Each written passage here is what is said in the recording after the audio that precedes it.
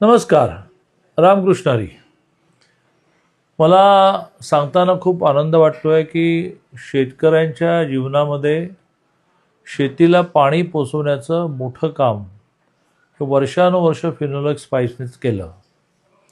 या फिनोलेक्स पाईप्सने जसं शेतकऱ्यांच्या जीवनामध्ये श्रीमंती आणली, कारण पाणी पोचलं की उत्पादन जास्त, तसं दुसऱ्या बाजूने शेतकऱ्यांची सेवा पण खूप केली.